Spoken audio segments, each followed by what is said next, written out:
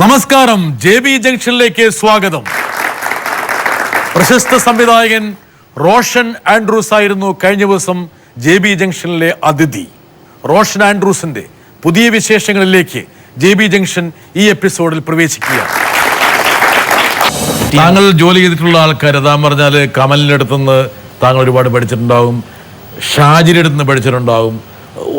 എനിക്ക് തോന്നുന്നു താങ്കൾ പഠിച്ച പാഠങ്ങളിലെ വേറൊരു രീതിയിലായിരിക്കും താങ്കൾ വേണമെങ്കിൽ അതിനെ പ്രാവർത്തികമാക്കുന്നത്. പക്ഷെ ഇവിടെ നിന്നൊക്കെ പലതും താങ്കൾ സംശീലിച്ചിട്ടുണ്ടാവും, അത് സഹായകരമായിട്ടുണ്ടാവും. പക്ഷെ അത് അതുപോലെ ട്രാൻസ്ലേറ്റ് ചെയ്യാൻ വേണ്ടി താങ്കൾ ശ്രമിച്ചിട്ടുണ്ടാവില്ല. ഞാൻ പറയും, ഇപ്പം പ്രിയൻ സാറിൻ്റെ പടങ്ങൾ, പ്രിയൻ സാറ്, കമൽ സാർ, ഷാജി കല്ല സാർ, ഈ 3 പേരുടെ കൂടെ വർക്ക് ചെയ്യണമെന്ന് ആഗ്രഹിച്ച ഒരു ആളാണ് ഞാൻ. വരട്ടെ നല്ലൊരാൾ. നല്ലൊരു ഗുരുത്വമുള്ള ഒരു സംവിധായകനാണ്, ചെറുപ്പക്കാരനാണ്. എല്ലാ സിനിമകളും ഓരോ സിനിമ റിലീസ് ചെയ്യുന്ന മുമ്പേയും എന്നെ വിളിച്ചിട്ട് പറയും, ഡിസ്കസ് ചെയ്യും, അത് എങ്ങനെയുണ്ട്, തുടങ്ങാൻ പോകുന്നതിനും പറയുന്നുണ്ട്. അതൊക്കെ ഒരു നല്ല കാര്യങ്ങളാണ്, അതൊക്കെ എനിക്ക് വളരെ ഇഷ്ടമുള്ളതാണ്. ഞാനും അങ്ങനെ ചെയ്യാറുണ്ട് ഇങ്ങനെ. പക്ഷെ ഞാനൊരു ചോദ്യം ചോദിച്ചോട്ടെ, വേറെ ചോദ്യമൊന്നുമില്ല, സ്ട്രെയിറ്റായിട്ട് ചോദിക്കുന്നതാണ്, പരസ്യമായിട്ട് ചോദിക്കുകയാണ്. എനിക്കൊരു സിനിമ പ്രൊഡ്യൂസ് ചെയ്യണമെന്ന് ആഗ്രഹമുണ്ട്. റോഷൻ ഡയറക്റ്റ് ചെയ്യേണ്ടത്. റോഷൻ അതിൻ്റെ കാര്യങ്ങളൊക്കെ നോക്കി എന്ന് ഓക്കെ പറയുന്നു, അന്ന് ഞാൻ പ്രൊഡ്യൂസ് ചെയ്യാൻ തയ്യാറാണ് ഒരു ചിത്രം റോഷനെ കൊണ്ട്.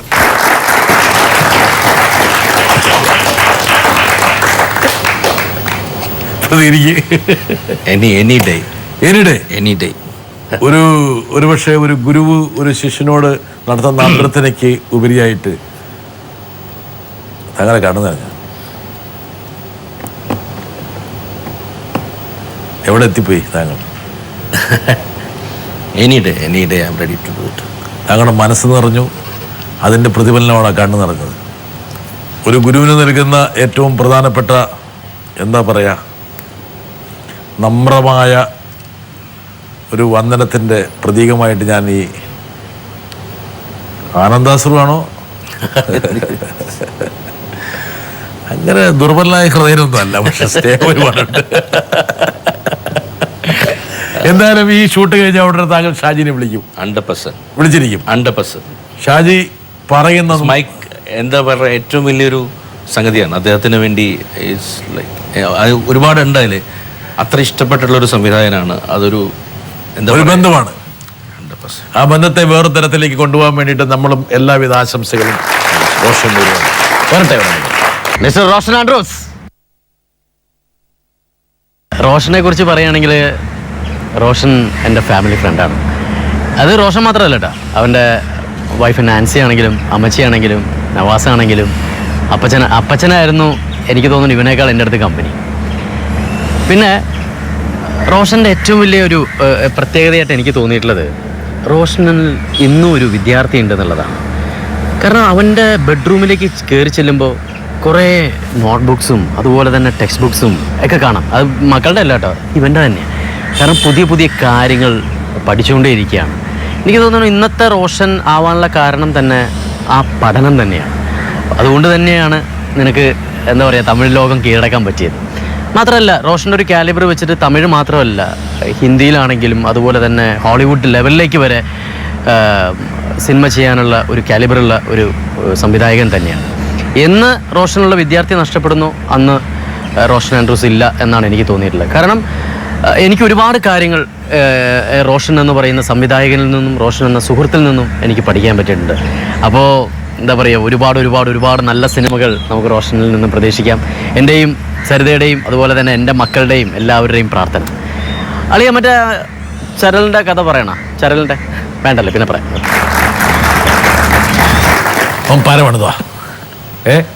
അവൻ പറയുന്നൊരു കഥയാണത്. അവനെ പറയാൻ പറ്റുള്ളൂ. നമ്മൾ പറഞ്ഞ കുളവും എനിക്കറിയില്ല കഥ പറയാൻ. അത് റോഷന് പറ്റിയ എന്തൊരു ചളുപ്പിനെ കുറിച്ചാണോ അത്? എനിക്കില്ല, ആളുണ്ടാക്കിയൊരു കഥയാണ്. അവന്റെ ഒരു അനുഭവം പൃഥ്വിയും ഇന്ദ്രനും കൂടി ഉണ്ടാക്കിയൊരു അനുഭവത്തിൽ അവനുണ്ടാക്കിയൊരു കഥയാണ്. കഥ ഉണ്ടാക്കി ഇപ്പൊ പറഞ്ഞാലും നമ്മൾ ചിരിക്കും. അത് അങ്ങനെ പബ്ലിക്കിൽ പറയാൻ പറ്റുന്ന കഥയല്ല. റോഷൻ ജയസൂര്യ ഇടയ്ക്കോടെ പറഞ്ഞത്, ഇപ്പൊ താങ്കൾ തമിഴിൽ വിജയിച്ചിരിക്കുന്നു, സ്വാഭാവികമായിട്ട് താങ്കൾക്ക് ആ ക്രാഫ്റ്റ് ഉണ്ട്, സ്കില്ലുണ്ട്, നോളജ് ഉണ്ട്, റൂഡിസ്റ്റ് ഉണ്ട്, കമ്മിറ്റ്മെന്റ് ഉണ്ട്, ഡെഡിക്കേഷൻ ഉണ്ട്. ഇല്ലാത്തതായിട്ടൊന്നുമില്ല. വേണമെങ്കിൽ ഹോളിവുഡിലേക്ക് പോകാം. ശ്രമിക്കുന്നുണ്ട്. യെസ്. താങ്കളുടെ അടുത്ത പ്രോജക്റ്റ് ബോളിവുഡിലാണ്. ശ്രമമുണ്ട്. ആരെ കാസ്റ്റ്? എല്ലാം ശ്രമം നടക്കുന്നു. തുടക്കമാണ്. ഫസ്റ്റ് മുതൽ പടി. എന്തായാലും ഈ പറഞ്ഞ മുൻനിര നടന്മാരെ വെച്ചിട്ടും നടികളെ വെച്ചിട്ടും ആയിരിക്കുമല്ലോ താങ്കളല്ലേ? രണ്ടുപേര്, ഒന്ന് മുംബൈ പോലീസ് ചെയ്യാനുള്ള ഒരു ഓഫർ വിളിച്ചു, അവര് ചർച്ച കഴിഞ്ഞു. ഇപ്പം സഞ്ജയ് ലീല ബൻസാലിയുടെ ഒരു ഗ്രൂപ്പ് ഹവോൾഡാറി കണ്ടിട്ട് സൂര്യയുമായിട്ടൊരു ചർച്ച അവർ നടക്കുന്നുണ്ട്. അപ്പൊ അതിന്റെ ഒരു വെരി ഗുഡ്. അതിങ്ങനെ ആ രണ്ട് കാര്യങ്ങൾ ഇതിന് താങ്കൾ വൈകാതെ തന്നെ ഒരു മുംബൈ മാഫിയ ആകട്ടെ. അതിങ്ങനെ ചർച്ച ഇതെല്ലാം അവസാനം ഉദയനാട് താരം അനിൽ കപൂറിന്റെ കൂടെ ഞാൻ 1.5 വർഷം ഐ സ്പെൻഡ് മൈ ടൈം. 1.5 വർഷമായിരുന്നു അനിൽ കപൂറിന്റെ ഓഫീസിൽ അനിൽ കപൂറിനോട് ഇരുന്ന് ആ സിനിമ ഉണ്ടാക്കാനുള്ള എല്ലാം ശ്രമിച്ചത്. പക്ഷേ ലാസ്റ്റ് മൊമെന്റ് അവരാണ് എല്ലാം ഡിസൈഡ് ചെയ്യുന്നത്. ക്യാമറമാനെയും ആർട്ട് ഡയറക്ടറിനെയും ഒക്കെ അദ്ദേഹം ഡിസൈഡ് ചെയ്തപ്പോൾ ഞാൻ പറഞ്ഞു better U direct the film, എന്നെ ആവശ്യമില്ല ഇവിടെ എന്ന് പറഞ്ഞ് ഞാൻ അതിൽ നിന്ന് മാറി ഇറങ്ങിപ്പോകുന്ന ഒരാളാണ്. എന്നിട്ട് നോട്ട് ബുക്ക് ചെയ്ത്. താങ്കൾക്കൊരു കംഫർട്ട് ലെവൽ വേണം. എനിക്ക് ഡിസിഷൻ താങ്കളുടെ ആയിരിക്കണം. താങ്കളുടെ പടമാണെങ്കിൽ താങ്കളായിരിക്കണം തീരുമാനിക്കണം. അല്ലെങ്കിൽ എനിക്ക് കിടന്ന് ഉറങ്ങാൻ പറ്റില്ല രാത്രി. നമുക്ക് ഒരു ഉറക്കം. You are the master of your films. Yes. താങ്കളാണ് അതിന്റെ. അതല്ലെങ്കിൽ താങ്കൾ ചെയ്യുന്നില്ല. ഈ പഠിക്കൂ എന്നൊക്കെ പറഞ്ഞ ജയസൂരി പറഞ്ഞ് ഒരുപാട് പഠനങ്ങൾ നടത്തുന്നുള്ളത്. പിള്ളേരുടെ പുസ്തകങ്ങൾ വായിക്കുന്ന കാര്യമാണ് അദ്ദേഹം പറഞ്ഞത്. എന്താണ് ഉദ്ദേശിച്ചത്? അല്ല, എപ്പോഴും the more you know the more you can communicate എന്ന് പറഞ്ഞ പോലെ നമ്മൾ എത്ര the more you know the less you know. സ്വാഭാവികമായിട്ടും പഠിക്കുമ്പോഴാണ് നമുക്ക് എത്ര നമ്മുടെ അറിവിനേക്കാൾ പ്രധാനമായിട്ട് നമ്മുടെ കുറവിനെ കുറിച്ചാണ് മനസ്സിലായത്. താങ്കൾ അതിൻ്റെ ഒരു വക്താവാണ്. പഠിക്കാൻ ഇപ്പോൾ ഷാജി സാറിൻ്റെ അടുത്ത് തന്നെ ഇപ്പം ഈ സാർ ചെയ്ത ചില സിനിമകളിലെ ഷോർട്സ്, അല്ലെങ്കിൽ പ്രിയൻ സാറിൻ്റെ അടുത്തായാലും കമൽ സാറ് പാട്ടെടുക്കുന്ന രീതിയായാലും അങ്ങനെ ഇതെല്ലാം കൊതിയോടെ ആഗ്രഹിച്ചിട്ടുണ്ട്. പിന്നീട് മറ്റു മാസ്റ്റേഴ്സിൻ്റെ സിനിമകൾ അവരെങ്ങനെയാണ് സിനിമ, പിന്നെ സ്ക്രീൻ പ്ലേയെ പറ്റി ആയാലും ഒരു ദിവസം 2 മണിക്കൂറെങ്കിലും. തിയറിക്ക് ഒരുപാട് പ്രസക്തി ഉണ്ടോ റോഷൻ? തിയറി നമ്മൾക്ക് ചില വിഷയങ്ങൾ വന്ന് നിൽക്കുമ്പോൾ ഒരു ഗ്രാമർ ഓഫ് ഫിലിം, സിനിമയുടെ ഗ്രാമറിൽ നമ്മൾക്ക് ചില സമയങ്ങളിൽ തിയറി നമ്മളെ ഭയങ്കരമായിട്ട് ഹെൽപ്പ് ചെയ്യും, സഹായിക്കും. ഇതിൽ നിന്ന് എങ്ങനെ അടുത്തേക്ക് പോവാം, ബ്രേക്ക് ചെയ്യാം, ഇവിടുന്ന് ബ്രേക്ക് ചെയ്യാൻ, ഒരു പക്ഷേ ഇവിടുന്ന് കരകയറാൻ. ഒരു തിയറി പഠിച്ചിട്ട് തിയറി ബ്രേക്ക് ചെയ്യണം. തിയറിയെ ബ്രേക്ക് ചെയ്യാനും കൂടി പറ്റണം നമുക്ക്. തിയറിയിൽ നിന്ന് മാത്രമല്ല നിൽക്കേണ്ടത്. റൈറ്റ്. വരട്ടെ. റോഷനെ ഞാൻ പരിചയപ്പെടുന്നത് അദ്ദേഹം 1-2 സിനിമകൾക്ക് അസിസ്റ്റ് ചെയ്ത് കഴിഞ്ഞ് നിൽക്കുന്ന ഒരു കാലഘട്ടത്തിലാണ്. അപ്പോൾ ജീവിതകാലം മുഴുവൻ അസിസ്റ്റൻ്റ് ആകേണ്ട കാര്യമില്ല എന്ന് അന്നേ റോഷൻ പറയുമായിരുന്നു. പക്ഷേ ഒപ്പം തന്നെ ഇത് പഠിക്കേണ്ട ഒരു കാര്യമാണ്, ചുമ്മാ എൻ്റർടൈൻമെൻറ്റ് നമ്മൾ നിസ്സാരമായിട്ട് തള്ളിക്കളേണ്ട കാര്യമല്ല എന്നും റോഷൻ എന്നോട് പറഞ്ഞിട്ടുണ്ടായിരുന്നു. ഞാനിപ്പോഴും ഓർക്കുന്നുണ്ട്, അക്കാലത്ത് ഒരു ആഡ് ഫിലിം ചെയ്തിട്ട് കുറച്ച് പണം കിട്ടി. ആ പണം കൊണ്ട് അദ്ദേഹത്തിന് വാങ്ങാൻ ഒരുപാട് കാര്യങ്ങളുണ്ട്, ഒരുപാട് നീഡ്സ് ഉള്ളപ്പോൾ ഈ റോഷൻ ചെയ്തത് എന്താണെന്ന് വെച്ചിട്ടുണ്ടെങ്കിൽ ഈ സിനിമാ സംബന്ധിയായിട്ടുള്ള ഗ്രന്ഥങ്ങൾ വരുത്തിച്ചിട്ട് അത് പഠിക്കാൻ തീരുമാനിക്കുകയാണ് ചെയ്യുന്നത്. അത് ദീർഘകാലം ഒരുപാട് ബുദ്ധിമുട്ടുകളൊക്കെ ഉണ്ടായിട്ട് പോലും ഇത് സമഗ്രമായിട്ടിരുന്ന് പഠിക്കുകയാണ് പുള്ളി ചെയ്തത്, റോഷൻ ചെയ്തുകൊണ്ടിരുന്നത്. താങ്കളുടെ പഠനത്തിന് അടിവരയിടുകയാണ് മാത്യൂസ് അല്ലേ? P F Mathews. സ്വാഭാവികമായിട്ടും തിയറി പ്രാക്ടിക്കലിനെ പരിപോഷിപ്പിക്കുകയും പ്രാക്ടിക്കൽ തിയറിക്ക് വേറൊരു പെർസ്പെക്റ്റീവ് തരുകയും ചെയ്യും. ഞാൻ അദ്ദേഹത്തിന് മിഖായലിൻ്റെ സന്തതികൾ നമുക്കറിയാം, ഒരു കാലഘട്ടത്തിൽ ടെലിവിഷൻ സീരിയലിൽ നിറഞ്ഞു നിന്ന വ്യാഴാഴ്ച 7 മണി എന്ന് പറയുന്നത് എല്ലാവരും അങ്ങനെ ഒരു സ്ക്രീൻ പ്ലേ എഴുതിയ മറ്റു നാഷണൽ അവാർഡ് വരെ കിട്ടിയിട്ടുള്ള ആളാണ്. അദ്ദേഹത്തെ അങ്ങോട്ട് വിളിച്ച് ചെന്ന് പരിചയപ്പെടുകയായിരുന്നു. എന്നെ ഇവിടുത്തെ കൊച്ചിൻ ഫിലിം സൊസൈറ്റിയിൽ കയറ്റ് ചെയ്ത് ഇവിടുത്തെ പബ്ലിക് ലൈബ്രറിയിൽ കൊണ്ടുപോയത് എല്ലാം ഒരുപക്ഷെ എൻ്റെ ആദ്യ ഘട്ടത്തിൽ ഞങ്ങൾ ഒരുമിച്ച് നടന്ന് സിനിമയെ പറ്റി ചർച്ച ചെയ്ത് അങ്ങനെ ഒരു വലിയൊരു കാലഘട്ടം ഉണ്ടായിരുന്നു മാത്യു ചേട്ടനായിട്ടുള്ള. അപ്പോൾ ഇവരൊക്കെ ഞാൻ പറഞ്ഞില്ല, ഇങ്ങനത്തെ ഒരുപാട് പേരുടെ ഒരു സഹായം ഉണ്ടായിട്ടുണ്ട്. അല്ലാതെ ഒരു ദിവസം കൊണ്ട് നമുക്കങ്ങനെ. റോഷന് താങ്കളൊരു സെൽഫ് മെയ്ഡ് മാൻ ആണെന്ന് താങ്കൾ ഒരിക്കലും അഭിമാനിച്ചിട്ടില്ല, അഹങ്കരിച്ചിട്ടില്ല. എന്താ കാരണം വെച്ചാൽ ഒരുപാട് ആൾക്കാരുടെ പ്രേരണ, പ്രചോദനം, സഹായം, ഒരുപാട് ഘടകങ്ങൾ താങ്കൾ എന്നുള്ള ഒരു സിനിമ മേക്കർക്ക് സഹായകരമായിട്ടുണ്ട്. പക്ഷേ താങ്കളെ ഏറ്റവും കൂടുതൽ സഹായിച്ചൊരു കാര്യം ഞാൻ മനസ്സിലാക്കണം, അല്ലെങ്കിൽ ഞാൻ താങ്കളെക്കുറിച്ച് കുറച്ചെങ്കിലും ഞാൻ പഠിച്ചപ്പോൾ എനിക്ക് മനസ്സിലായി താങ്കളുടെ ഡിറ്റർമിനേഷനാണ്, ഒരു നിശ്ചയദാർഢ്യമുണ്ട്. അതായത് എവിടെയെങ്കിലും ഞാൻ എത്തും, അതിൽ ചെറിയൊരു അഭിമാനമുണ്ട്, അഹങ്കാരത്തിൻ്റെ ചെറിയ തലം കൂടെയുണ്ട്. കാണിച്ചു തരാം. ഞാൻ Roshan Andrews first year pre ഡിഗ്രിക്ക് പഠിക്കുന്ന കാലത്താണ് എൻ്റെ അടുക്കൽ ഇംഗ്ലീഷ് ട്യൂഷൻ എത്തുന്നത്. അത് കഴിഞ്ഞ് ഒരു 3 വർഷത്തിന് ശേഷം 18 വയസ്സുള്ളപ്പോൾ ഒരു പ്രോഗ്രാം റോഷൻ എറണാകുളത്ത് സെൻറ് ആൽബർട്ട്സ് ഹൈസ്കൂളിൻ്റെ ഓഡിറ്റോറിയത്തിൽ അവതരിപ്പിക്കുകയുണ്ടായി.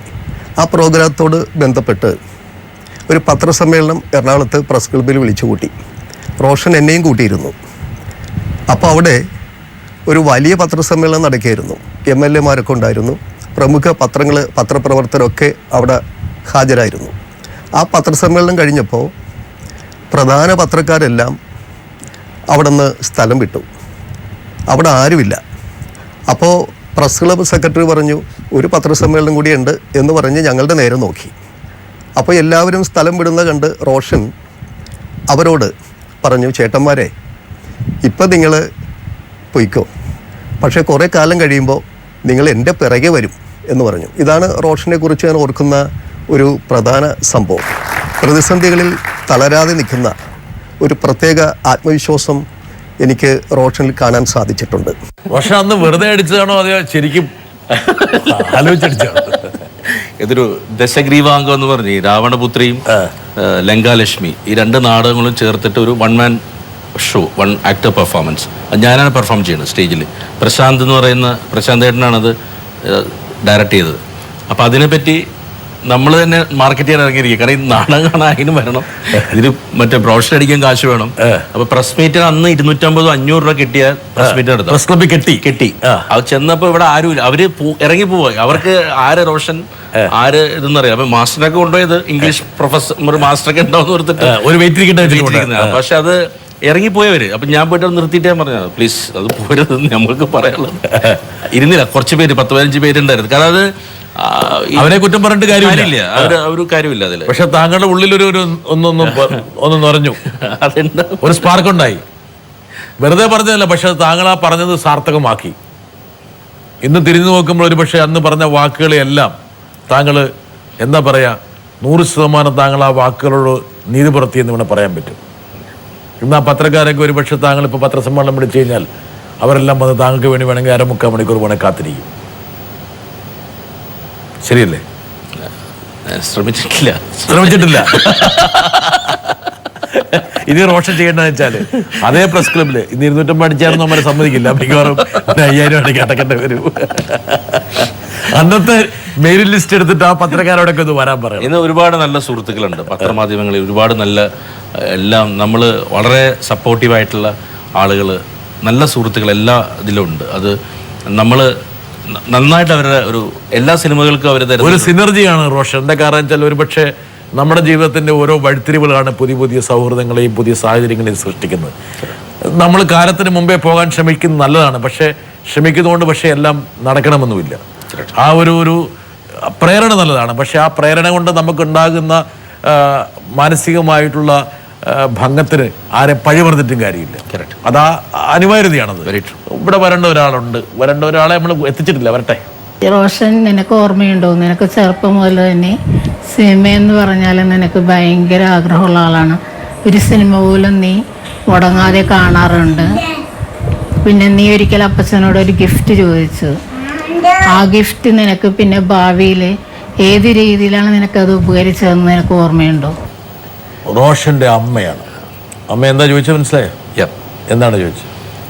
അത് ഒരു ഘട്ടത്തിൽ ഞാൻ നേരത്തെ പറഞ്ഞൊരു സിറ്റുവേഷൻ ഉള്ളപ്പോൾ അപ്പച്ചന് കുറച്ച് പൈസ കയ്യിൽ വന്നപ്പോൾ എന്താണ് വേണ്ടതെന്ന് വെച്ചാൽ എനിക്കൊരു VCR നാഷണലിൻ്റെ, ഞാൻ നേരത്തെ പറഞ്ഞൊരു 15 രൂപയുടെ കാസറ്റ് ഇടാൻ വേണ്ടിയുള്ള സംഗതി. അപ്പോൾ ആള് അന്നതിന് ആ മൊത്തം കാശും പുള്ളി അതിനുവേണ്ടി ഉപയോഗിച്ചു.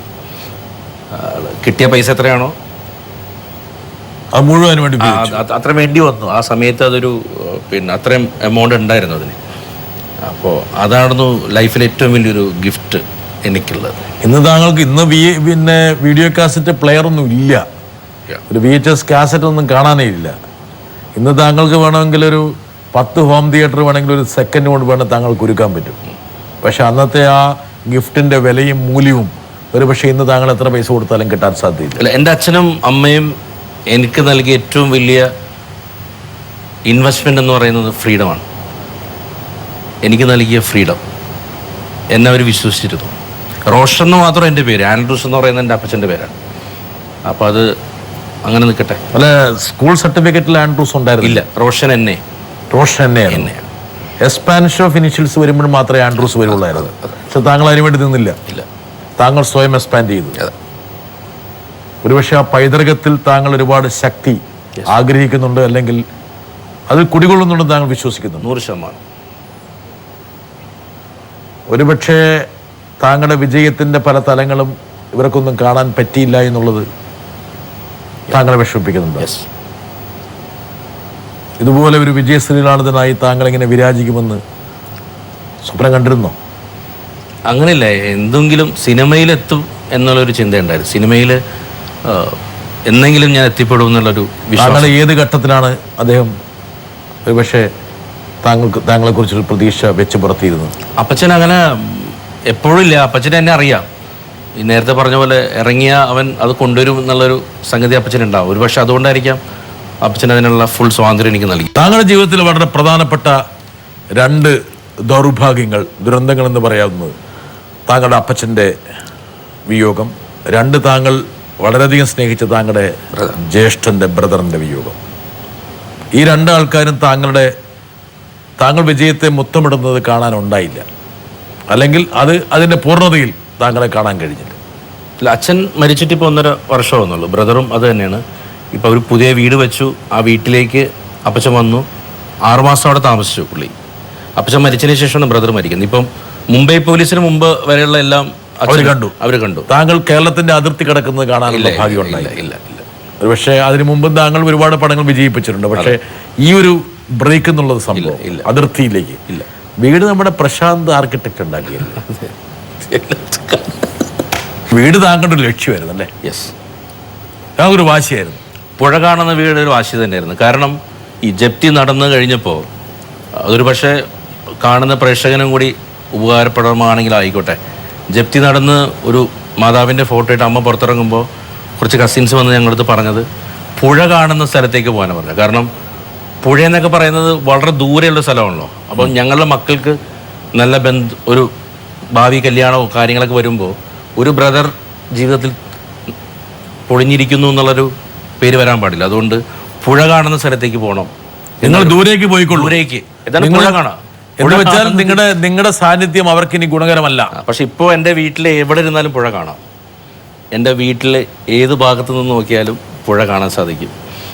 പുഴക്കരയിലാണ് താങ്കൾ വെച്ചത്? അതെ, അന്ന് ഞാൻ തീരുമാനിച്ചു ഇനി ഞാൻ വീട് വെക്കണമെങ്കിൽ ഒരു പുഴ കാണുന്ന വീട് അത് ഞാൻ എവിടെയും എൻ്റെ ഉദാഹരണം കഴിഞ്ഞപ്പോഴും എന്നോട് ഇതുപോലെ ചോദിച്ചപ്പോൾ എന്താണ് സ്വപ്നം എന്ന് ചോദിച്ചപ്പോൾ ഞാൻ പറഞ്ഞത് പുഴ കാണുന്ന വീടും എൻ്റെ ഏറ്റവും വലിയ സ്വപ്നങ്ങളിലൊന്ന്. അതും ദൈവം സിനിമ നൽകി. എനിക്കത് സിനിമയാണ് നൽകിയത്. അത് ഈ പറഞ്ഞ പോലെ വിഷ് ലിസ്റ്റിൽപ്പെട്ട ഒന്നായിരുന്നു. അത് നല്ലതല്ലേ? ഒരു സ്ഥലത്തിൽ നിന്ന് നമ്മൾ തുടങ്ങി ദൈവം അതിലൊരു അവസരം നൽകി. ഇതൊക്കെ ഒരു ചലഞ്ചിലേക്ക് താങ്കളുടെ എല്ലാ സ്വപ്നങ്ങളും ഒന്നൊന്നായിട്ട് ഇങ്ങനെ പൂവണിഞ്ഞുകൊണ്ടിരിക്കുകയാണ്. അപ്പൊ ഇനി സ്വപ്നങ്ങളുടെ ലിസ്റ്റും കൂട്ടിക്കൊണ്ടിരിക്കണം. അതാണ് ഏറ്റവും പ്രധാനപ്പെട്ട കാര്യം. എന്തായാലും ബോളിവുഡ് നമുക്കൊരു സ്വപ്നമായിരിക്കുന്നു, ഹോളിവുഡ് ഒരു സ്വപ്നമായിട്ട് നമ്മുടെ ജയസൂരി ഇട്ടുവച്ചിരിക്കുന്നു. വരട്ടെ ഒരാൾ. എൻ്റെ അനുഭവം, എൻ്റെ എക്സ്പീരിയൻസ് റോഷൻ ആൻഡ്രൂസുമായിട്ട് എനിക്ക് പറയുകയാണെങ്കിൽ, മുംബൈ പോലീസിൽ ആണ് ഞങ്ങൾ ആദ്യമായിട്ട് വർക്ക് ചെയ്തത്. അതിനു മുമ്പ് ഈ റോഷൻ ആൻഡ്രൂസിനെ കുറിച്ച് ഒരുപാട് കമൻറ്റ്സ്, പോസിറ്റീവും നെഗറ്റീവും. പക്ഷെ നെഗറ്റീവ്സ് ആണ് കുറച്ച് കൂടുതൽ കേട്ടത്. ബട്ട് ഞാൻ മുംബൈ പോലീസ് വർക്ക് ചെയ്തപ്പോൾ അതൊക്കെ ഈ നെഗറ്റീവ് കമൻസ് ഒക്കെ വെറും പരദൂഷണവും പാരവെപ്പലും ഒക്കെയാണ്. സത്യത്തിൽ പറയുകയാണെങ്കിൽ he's a gem of a guy, gem of a man, gem of a boy എന്നൊക്കെ പറയാം.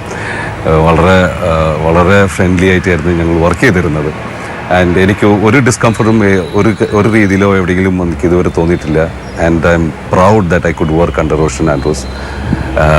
ആൻഡ് റോഷൻ ആൻഡ്രൂസിൻ്റെ റിസൾട്ടാണ് എനിക്ക് എൻ്റെ കരിയറിൽ ഒരു മിക പ്ലസ് ഉണ്ടാക്കിയിരിക്കുന്നത്.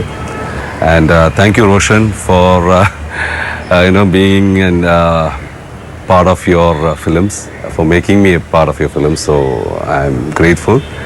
And ചോദിക്കുകയാണെങ്കിൽ എന്താ പറയുക, സിനിമയ്ക്ക് വരാൻ കാരണം വെറും ഡയറക്ഷൻ മാത്രമാണോ അതോ അഭിനയിക്കാനുള്ള താല്പര്യമുണ്ടോ? ഈ ചോദ്യത്തിൻ്റെ കാരണം എന്ന് വെച്ചാൽ സാധാരണ തമിഴിൽ വരുന്ന മിക്ക ഡയറക്ടേഴ്സും ആദ്യത്തെ പടം ഡയറക്റ്റ് ചെയ്യും, പിന്നെ രണ്ടാമത്തെ പടത്തിൽ അവരോടൊക്കെ മുഖം കാണിക്കും, പിന്നെ അത് കഴിഞ്ഞാൽ അവർ തന്നെ ഹീറോ ആയിട്ടൊക്കെ അഭിനയിക്കും. അങ്ങനെ വല്ല മനസ്സുറുപ്പുണ്ടോ അതോ അങ്ങനെ വല്ല പ്ലാനിങ്? ഓക്കെ, സോ ഉണ്ടെങ്കിൽ അത് ആവശ്യമില്ല, ഡയറക്ഷൻ മതി കേട്ടോ, അഭിനയിക്കാൻ ഞങ്ങളൊക്കെ ഉണ്ട്. So thank you very much. Rahman, താങ്കളുടെ 36 വയതിനിലെ അതിൻ്റെ ഇവിടെ കുഞ്ചാക്കോ ബോബൻ റഹ്മാൻ ചെയ്തിരിക്കുന്നത്, റഹ്മാനെ വേണമെന്ന് താങ്കൾ ആഗ്രഹിച്ചു ആ സിനിമയിൽ? അതെ, അത് സൂര്യയും ജോയും അതിനോട് സപ്പോർട്ടീവ് ആയിരുന്നു. കാരണം വേറെ ആൾക്കാർ വന്നല്ലോ വളരെ വലിയ ബഡ്ജറ്റ് ആവും. റഹ്മാൻ ഒരു മിനിമം ബഡ്ജറ്റ് കൊടുത്താൽ മതി. ഒന്ന് ആ കഥാപാത്രം അങ്ങനെ വേണ്ടു, അത്ര മതി. കാരണം അത് ഫീമെയിൽ ഓറിയന്റഡ് മൂവിയാണ്. ഒരു വലിയൊരു എമൗണ്ട് കൊടുത്തൊരു വലിയ താരത്തിനെ കൊണ്ടുവരേണ്ട കാര്യമില്ല നമുക്ക് അതിനു വേണ്ടി. റഹ്മാൻ വലിയ താരമല്ല എന്നുള്ള രീതിയിലല്ല പറയുന്നത്. ആ സിനിമയ്ക്ക് വേണ്ടത് റഹ്മാൻ ഒരു സൂപ്പർ സ്റ്റാറിന്റെ സാന്നിധ്യം വേണ്ടതില്ല. റഹ്മാനെ പോലെ ഒരു അഭിനയ സിദ്ധിയുള്ള ഒരു കലാകാരൻ മതി. ഇപ്പൊ റഹ്മാൻ പറഞ്ഞിരിക്കണമെന്ന് വെച്ചാൽ ഇനി വേണമെങ്കിൽ റോഷൻ സിനിമയിൽ അഭിനയിക്കും, സിനിമയിൽ അഭിനയിച്ച് നായകനാവും, അങ്ങനെയൊക്കെയുള്ള സാധ്യതകൾ വേണമെങ്കിൽ അതിനെന്നുള്ളൊരു ആഗ്രഹം താങ്കൾക്കില്ല. താങ്കളുടെ കപ്പ് ഓഫ് ടീ അല്ല. പണ്ട് നാടകത്തിലൊക്കെ ചെയ്തു, അതൊക്കെ ഗുണം ചെയ്തില്ല. ഇപ്പൊ എനിക്കൊരു ആക്ടറിനെ വർക്ക് ചെയ്യിക്കുമ്പോൾ ഈ പഠിച്ച കാര്യങ്ങളൊക്കെ വളരെ മനോഹരമായിട്ട് അവരെ കൊണ്ട് ഒരു നടന്റെ മനോവികാരങ്ങൾ മനസ്സിലാക്കാൻ പറ്റും. Definitely I can take it out. Flexibility, സാധ്യതകൾ അദ്ദേഹത്തിന്റെ മനസ്സിൽ വരുന്നത് I can make them comfort. ആ സ്പേസിലേക്ക് അവരെ കൊണ്ടുവരാൻ സാധിക്കും എന്ന് വിശ്വസിക്കുന്നു. എന്നോട് വർക്ക് ചെയ്ത എല്ലാവർക്കും ആ ഒരു കംഫർട്ടബിൾ ഇതുവരെ കിട്ടിയിട്ടുണ്ട്. ഒന്ന് കൊടുത്താ വേണമെങ്കിൽ ഞാൻ താങ്കളെ അങ്ങോട്ട് താങ്കളോട് സിനിമയിൽ അഭിനയിക്കുന്ന പിക്നിക്കിന് പോകുന്ന പോലെയാണെന്ന് പറഞ്ഞു. ഇത് കേട്ട് കഴിഞ്ഞാൽ നമ്മളെല്ലാരും കൂടും കൊണ്ടേ, അതാ പ്രശ്നം. പിക്നിക്കാണോ എന്ന് എനിക്ക് സംശയമുണ്ട്. പിക്നിക്കിനെ കുറിച്ച് ആരോ പറഞ്ഞിരുന്നു. വരട്ടെ. While shooting this film, a lot of nice things happened. We worked in real areas. There was no set put up. Roshan wanted to shoot in all different real areas in the film. So a very real film has been shown.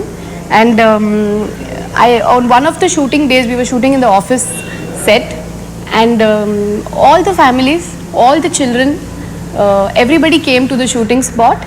And Roshan told Joe, bring Diya and Dev also, your children also, to the spot. We'll have a picnic on the shooting spot. I brought the children, and I was surprised because Roshan and Divakar both, they had made a room. They had set it up with toys and put lot of some decoration, and they had made a little children's room on the set. So that was a very, very beautiful experience we had on the set. So on one side we were all shooting, there was an office setup going on. In the next room all the children were playing, and it was like a family picnic. Things like this, I have done 40-50 films, but things like this never happen on a shooting spot. So this was one of the most special memory in this film. ഇവർക്കെല്ലാം ഒരു comfort കൊടുക്കേണ്ടത് ഒരു പക്ഷേ സിനിമയിൽ ഇവരുടെ output നന്നായി കിട്ടാനായിരിക്കും. അതല്ലെങ്കിൽ അവർക്കൊരു ഡിപ്രഷൻ വന്നു കഴിഞ്ഞാൽ സ്വാഭാവികമായിട്ടും അവരുടെ പെർഫോമൻസിലായിരിക്കും ബാധിക്കുന്നത്. ഇപ്പൊ ജോ ആണെങ്കിൽ ഇപ്പൊ ദേവും ദിവ്യയും 8 വർഷം കഴിഞ്ഞും ആ കുട്ടിയെ അഭിനയിക്കാൻ വന്നിരിക്കുകയാണ്. അപ്പൊ സൂര്യയാണെങ്കിൽ 24 എന്ന പടത്തിന്റെ ഷൂട്ടിങ്ങിന് പോകണം. അപ്പോൾ ആള് വന്നാലും കുറച്ച് ദിവസങ്ങളിൽ ആള് കൂടുതൽ സംസാരിക്കാൻ തുടങ്ങിയത് ദിയനെ പറ്റിയും ദേവിനെ പറ്റിയാണ്. അപ്പോൾ എനിക്ക് ആ ദിവസം വളരെ ക്രൂഷ്യലായിട്ടുള്ള സീൻ എടുക്കേണ്ടത്. അപ്പോൾ എൻ്റെ ഫാമിലി വന്നിട്ടുണ്ട്. അപ്പോൾ ഞാൻ എന്താ വെച്ചാൽ ദിവ എടുത്ത് പറഞ്ഞാൽ നമുക്കൊരു സംഭവം സെറ്റ് ചെയ്തിട്ട് അവരിങ്ങോട്ട് കൊണ്ടുവരാം. ബ്രേക്ക് ടൈമിൽ അവരവിടെ പോയി എൻജോയ് ചെയ്തോട്ടെ എല്ലാവരും. അപ്പോൾ ഇവരെ നമ്മൾ കംഫർട്ടബിൾ ആക്കുക എന്ന് പറഞ്ഞ സാധനം, അവർക്കും ഒരു കംഫർട്ടബിൾ സോൺ കൊണ്ടായിക്കോട്ടെ. ഒരു സൈക്കോളജിക്കലി അവരും മനസ്സുകൊണ്ട്, എൻ്റെ മക്കൾ ഇവിടെ ഉണ്ട്, സൂര്യൻ വന്നു, അവരുടെ ഹസ്ബൻഡ് ഉണ്ട്, മക്കളുണ്ട്, അവർക്ക് എന്താ എൻജോയ് ചെയ്യാം. എൻ്റെ ഭാര്യയും കുട്ടികളുണ്ടായി, ദിവയുടെ ഭാര്യയും കുട്ടികളുണ്ടായി, ദിവയുടെ ഭാര്യയും കൂടെ വർക്ക് ചെയ്യാണ്. അപ്പോൾ അതൊരു കംഫർട്ടബിൾ സോണാണ്. അതിനവരും തയ്യാറായി. ഇപ്പോൾ ഇവർ ഈ പടം വിജയിച്ചതിന് ശേഷം 17 വർഷം ഞാൻ സിനിമയിൽ, ഇവർ രണ്ടുപേരും മക്കളോടൊപ്പം എൻ്റെ വീട്ടിൽ വന്നു, 2 ദിവസം താമസിച്ചു. അത് എന്നെ സംബന്ധിച്ച് അങ്ങനെ ഒരു ആൾക്കാർ വന്ന് കൂടെ, അതെനിക്ക് എൻ്റെ ലൈഫിൽ കിട്ടിയ ഏറ്റവും വലിയൊരു, അതൊരു വേറൊരു സംസ്കാരമാണ്. ഞാനത് മലയാളത്തിൽ അങ്ങനെ ഒരു സംസ്കാരം, ഒരു ഹാലോ എനിക്ക് അതിനെപ്പറ്റി പറയണമെങ്കിൽ തന്നെ ഒരു ഫുൾ, കാരണം അത് ഭയങ്കര അനുഭവമായിരുന്നു. അതൊരു അല്ല, ഞാൻ ചോദിക്കണമെന്ന് വെച്ചാൽ, ഞാൻ താങ്കളോട് വീണ്ടും ചോദിക്കണം, താങ്കൾ അതിനകത്ത് വലിയ ഡിപ്ലോമാറ്റിക് ആകേണ്ട കാര്യമില്ല. മലയാളം കുറച്ചുകൂടി യാന്ത്രികമാകുകയും തമിഴ് കുറച്ചുകൂടി വൈകാരികമാവുകയും ചെയ്യുന്നുണ്ടോ ബന്ധങ്ങൾ? യെസ്, പറഞ്ഞുകൊണ്ട് നല്ലത്. നമ്മൾ ചില ആളുകൾ, നമ്മൾക്ക് ഒരു സിനിമ കഴിയുമ്പോൾ ആ സിനിമയിലുള്ള ബന്ധം 45 ദിവസത്തെ 50 ദിവസത്തെ ബന്ധമാണ്. ആ സിനിമ സക്സസ് ആണെങ്കിൽ വീണ്ടും അവരെ കോളുണ്ട്. ആ ഫെയിലിയർ ആണെങ്കിൽ ഒരു പക്ഷേ ആളെ കണ്ടാൽ പോലും തിരിച്ചറിയത്തില്ല. ആ ഒരു സർക്കിളിലും കൂടി നമ്മൾ താങ്കളെ കണ്ടാൽ തിരിച്ചറിയാത്ത അങ്ങനെയില്ല. പൊതുതത്വം പറഞ്ഞേ, ഞാൻ പൊതുതത്വം ഓക്കെ.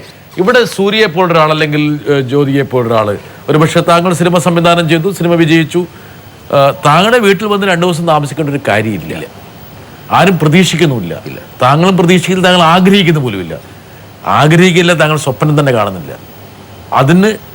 അതൊരു അനുഭവം. ഞാൻ അത് പറയാൻ കാരണം ഇത് അവർ വന്ന് അങ്ങനത്തെ അതിൻ്റെ ഒരു ക്രെഡിറ്റിന് വേണ്ടി സംസാരിച്ചല്ല. എന്നെ സംബന്ധിച്ച് 17 വർഷത്തിനിടയിലുള്ള എൻ്റെ ആദ്യ അനുഭവമാണ്. താങ്കളുടെ സിനിമാ ജീവിതത്തിലെ ഏറ്റവും പ്രധാനപ്പെട്ട ഒരു അനുഭവമാണ്. അത് അനുഭവം തന്നെയാണ്. അതൊരു വൈകാരികത. അത് അവരോടാണ്, നമ്മളല്ല അവരാണ് വലുതായത്. അവരാണ് അതിൽ വലുതായത്. നമ്മൾ വലുതാവുകയല്ല ഇത്. അല്ല, അവരുടെ വലിപ്പം വർദ്ധിച്ചു. യെസ്, അതാണ് റോഷൻ. ഒരു പക്ഷേ തമിഴിൽ പലരും പറയുന്ന കാര്യം എന്ന് വെച്ചാൽ നമ്മളെത്ര ചെറിയ ആൾക്കാരാണെങ്കിലും നമ്മളെ വലിയ ആൾക്കാരായിട്ട് അവർ തന്നെ അങ്ങ് പറയും. പെരിയവർ ഉക്കാറോ എന്ന് പറയുമ്പോൾ ഒരുപക്ഷെ റോഷൻ സർ ഞാനാണ് മാറ്റിച്ചത്. ഞാനത് കുറെ കാലം കഴിഞ്ഞപ്പോൾ സാർ വിളി മാറ്റിക്കണമെന്ന് പറഞ്ഞു. എനിക്കത് അതൊരു അകൽച്ച എന്നുള്ളൊരു പ്രശ്നം വന്നിട്ടാണ് അത് മാറ്റി. പക്ഷെ അവരുടെ ഒരു കൾച്ചറിന്റെ ഭാഗമാണ് അവര്. വരട്ടെ, സൂര്യ ഒന്നുകൂടെ വരട്ടെ. നമുക്ക് സൂര്യൻ ഒന്നുകൂടെ കിട്ടണം. നമുക്ക് വരട്ടെ.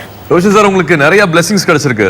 தமிழ்நாட்டில் தமிழ் மக்கள் கிட்ட இருந்து அவ்வளோ மெசேஜஸ் வந்திருக்கு, அவ்வளோ இமெயில்ஸ் வந்திருக்கு, எல்லாருக்கும் உங்களை பிளஸ் பண்ணி. ஸோ 2 கொஸ்டின் இருக்கு கேட்க. 2Dக்கு வந்து அடுத்தது என்ன கதை சொல்ல போறீங்க, எப்போ சொல்ல போறீங்க? அண்ட் லாஸ்ட் கொஸ்டின், ஆன்சி எல்லாருக்குமே தெரியும், ஜோக்கு எனக்கும் ரொம்ப நல்லா இன்ட்ரடியூஸ் பண்ணி விட்டீங்க. We have spent some time. Ancy എന്നെ വർക്ക് பண்ண പോறாங்க? മലയാള പരിഭാഷ ഒന്ന്. അടുത്ത സിനിമ എപ്പോഴാണ് താങ്കൾ ചെയ്യാൻ പോകുന്നത്? 2Dക്ക് വേണ്ടി. 2Dക്ക് വേണ്ടി, അതായത് സൂര്യയുടെ ഫിലിം കമ്പനിക്ക് വേണ്ടി എന്നാണ് ചെയ്യാൻ പോകുന്നത്? രണ്ടാമത് ആൻസി ഇനി എന്താ അടുത്ത വർക്ക് ചെയ്യുമ്പോൾ 36 വൈദ്യനില് ജ്യോതിക വർക്ക് ചെയ്യാൻ വേണ്ടി പോയല്ലോ.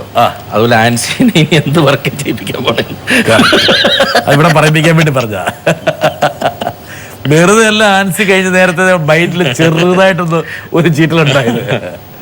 സൂര്യക്ക് വേണ്ടി ഒരു കമ്പനിക്ക് വേണ്ടി ഞങ്ങൾ കഴിഞ്ഞ ദിവസം അവിടെ മീറ്റ് ഉണ്ടായിരുന്നു. അപ്പോൾ അത് കഴിഞ്ഞപ്പോൾ ഇപ്പോൾ ഷായി സാറും പറഞ്ഞ പോലെ അടുത്ത പടം എന്താണെന്ന് വെച്ചപ്പോൾ ഞാൻ പറഞ്ഞു നമുക്ക് ചെയ്യാം. ഒരു കോൺസെപ്റ്റ് വന്നാൽ ആ കോൺസെപ്റ്റ്, കാരണം 2D ഞാൻ അത്രയും വളരെ കംഫർട്ടബിൾ ആയിട്ടൊരു കമ്പനിയാണ്. അപ്പോൾ അവർക്ക് വേണ്ടി ഒരു സിനിമ, സൂര്യനെ വെച്ചൊരു സിനിമ ആലോചിക്കുന്നുണ്ട്. അതിനു മുമ്പൊരു മലയാള സംവിധായിക അവരെ കാണുകയും ഒരു കഥ പറയുകയും ചെയ്തിട്ടുണ്ട്, അവർ ഒരുമിച്ച് ചെയ്യാനായിട്ടുള്ള. അതൊരു 10 മാസത്തിനുള്ളിൽ അത് നടക്കുന്നുണ്ട്. അപ്പോൾ എനിക്കിവിടെ കമ്മിറ്റ്മെൻറ്റ്സ് ഉണ്ട്. അപ്പോൾ ഒരു കഥ വന്നാൽ നമ്മളിപ്പോൾ അവർക്ക് വേണ്ടി ഒരു സംഗതി ഡെഫിനറ്റ് ആയിട്ടും ആളുടെ അടുത്ത് പോകും. ആൻസി ലിറിക്സ് എഴുതുന്ന ഒരാളാണ്. അപ്പോൾ ഹൗ ഓൾഡ് ആർ യുവിൽ എഴുതാനായിട്ട് ഞാൻ പറഞ്ഞതാണ് ആളുടെ അടുത്ത്. അപ്പോൾ ആളത് എഴുതിയില്ല. ആൾ 1-2 കാസറ്റ്സ് ഒക്കെ ഇറങ്ങിയിട്ടുണ്ട്. അപ്പോൾ ഇപ്പോൾ ഈ 2 മക്കൾ 1 വയസ്സിന് വ്യത്യാസമുള്ളൂ. അപ്പോൾ നിങ്ങളൊന്ന് വളർന്നു കഴിയുമ്പോൾ ആൾക്ക് എല്ലാ സ്വാതന്ത്ര്യമുണ്ട്. ആൾക്ക് എന്തും ചെയ്യാനുള്ള സ്വാതന്ത്ര്യം ഞാൻ കൊടുക്കുന്നു. സൂര്യ കൊടുത്തിട്ടില്ല, ഇപ്പൊ കൊടുക്കുകയാണ് ഈ ഷോയിലൂടെ. സൂര്യൻ കൂടി പറഞ്ഞ സ്ഥിതിക്ക് ഞാനും കൂടി പറയാണ്, ആൻസി നന്നായിട്ട് എഴുതട്ടെ, ലിറിക്സ് എഴുതട്ടെ, ആ ലിറിക്സിന് നല്ലൊരു ഭാവം വരട്ടെ, ആ ഭാവം ഒരു അനുഭൂതിയായിട്ട് പ്രേക്ഷകരിലേക്ക് വരട്ടെ, അത് പ്രേക്ഷകരിലേക്ക് വരുന്നതിന് റോഷന്റെ സിനിമ നിമിത്തമാകട്ടെ. ഇത്രയല്ലേ ഞാൻ പറയേണ്ടു, വേറെ കൊണ്ട് പറയേണ്ട കാര്യമില്ല. ഇനിയിപ്പോൾ ആൻസിയുടെ കയ്യിലാണുള്ളത്. ഇനി ആൻസി എന്തെങ്കിലും തരത്തിൽ ഇദ്ദേഹം വിശ്വാസവഞ്ചന കാണിക്കുകയാണെങ്കിൽ ഒരു JB ജംഗ്ഷൻ കൂടി നടത്തിയിട്ട് താങ്കളോട് കൃത്യമായിട്ട് പറയാം, ഈ JB ജംഗ്ഷനിൽ താങ്കൾ കാണിച്ച മര്യാദയും മിതത്വമൊന്നും അടുത്ത JB ജംഗ്ഷനിൽ കാണിക്കേണ്ട കാര്യമില്ല. കൃത്യമായിട്ട് വെട്ടി തുറന്ന് പറയാം. റോഷൻ, താങ്കളുടെ സിനിമ സബരിയിൽ താങ്കളെ സ്പർശിച്ച ഒരുപാട് ആൾക്കാരെയാണ് നമ്മൾ ഈ പരിപാടി കൊണ്ടുവന്നത്. അതിൽ ഒരാളും കൂടി നമ്മുടെ കൂടെ വരണം, അത് അനിവാര്യമാണ്. അദ്ദേഹത്തിനെയും കൂടി നമ്മൾ കൊണ്ടുവന്നിട്ട് വരട്ടെ. റോഷൻ, JB ജംഗ്ഷനിൽ ഇങ്ങനെ കണ്ടുമുട്ടാൻ കഴിഞ്ഞതിൽ വലിയ സന്തോഷം. ആദ്യമായിട്ട് കൺഗ്രാജുലേഷൻസ്. ഇപ്പോൾ തമിഴിൽ ആദ്യമായിട്ട് ചെയ്ത സിനിമ വലിയ വിജയമായിരിക്കണം. അതും സൂര്യയെ പോലെ ഒരു വലിയ സ്റ്റാറിൻ്റെ ബാനറിൽ അദ്ദേഹത്തിൻ്റെ പ്രൊഡക്ഷനിൽ ജ്യോതിക അഭിനയിച്ച സിനിമ വലിയ സന്തോഷം.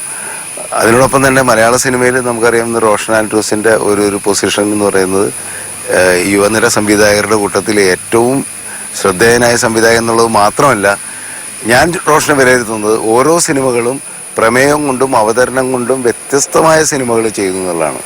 ഓരോ രീതിയിലുള്ള സിനിമകൾ ചെയ്യുന്നില്ല എന്നുള്ളത് തന്നെയാണ്. കമൽ, താങ്കൾ അദ്ദേഹത്തിൻ്റെ കൂടെ അയാൾ കഥ എഴുതുകയാണ്. അപ്പോൾ താങ്കൾക്ക് എല്ലാ വിജയവും അതേ ആശംസിക്കുന്നു. ഒരുപക്ഷെ കമൽ പറഞ്ഞു കഴിഞ്ഞാൽ പിന്നെ അതിൻ്റെ അപ്പുറത്തൊരു ആശംസിക്കൊരു പ്രസക്തിയില്ല. താങ്കളെ നന്നായി അറിയാവുന്ന ഒരാളാണ്. എങ്കിൽ പോലും കേവല ഔപചാരികതയ്ക്ക് വേണ്ടിയിട്ട് JB ജംഗ്ഷൻ്റെ എല്ലാവിധ ആശംസകളും. റോഷൻ, വേണമെങ്കിൽ എനിക്ക് 1-2 ദിവസം വേണം താങ്കളെ ഇരുത്തിക്കൊണ്ട് ഇങ്ങനെ സംസാരിക്കാം. പക്ഷേ ഒരു ടെലിവിഷൻ പരിപാടിക്ക് അതിൻ്റെതായ അതിർവരമ്പുകളുണ്ട്. ആ ഒരൊറ്റ പരിമിതിയെ മുൻനിർത്തി മാത്രമാണ് താങ്കളുമായിട്ടുള്ള സംഭാഷണം ഞാൻ അവസാനിപ്പിക്കുന്നത്. ഇത് അവസാനിപ്പിക്കുന്നതിന് മുമ്പ് താങ്കളുടെ കഴിവുകളുടെ ചില തലങ്ങളുണ്ട്. അതിൽ ഒന്നൊരു പക്ഷേ സാധാരണ പ്രേക്ഷകർ കാണാത്തൊരു തലമാണ്. താങ്കളുടെ ഒരു ഗായകം കൂടിയാണ്.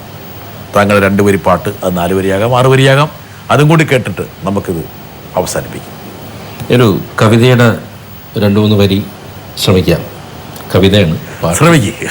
വിന്ധ്യശൈലത്തിൻ്റെ താഴ്വരയിൽ നിശാഗന്ധികൾ മുട്ടിടും ബാൽഗുണസന്ധ്യയിൽ പാർവതി പൂജയ്ക്ക് പൂനുള്ളുവാൻ വന്ന ദ്രാവിഡ രാജകുമാരിയാം താടക താമരച്ചോലകൾക്കക്കരെ ഭാർഗവരാമൻ തെളിച്ചിട്ട സഞ്ചാരവീതിയിൽ കണ്ടു ശ്രീരാമനെ ഏതോ തപോധനൻ കൊണ്ടു നടക്കുന്ന കാമസ്വരൂപനെ.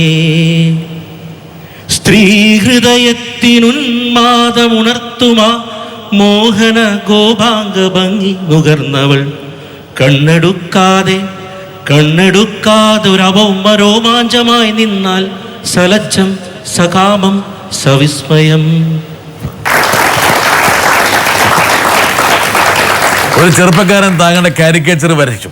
ഓക്കെ, കൊണ്ടുകൊടുക്കും.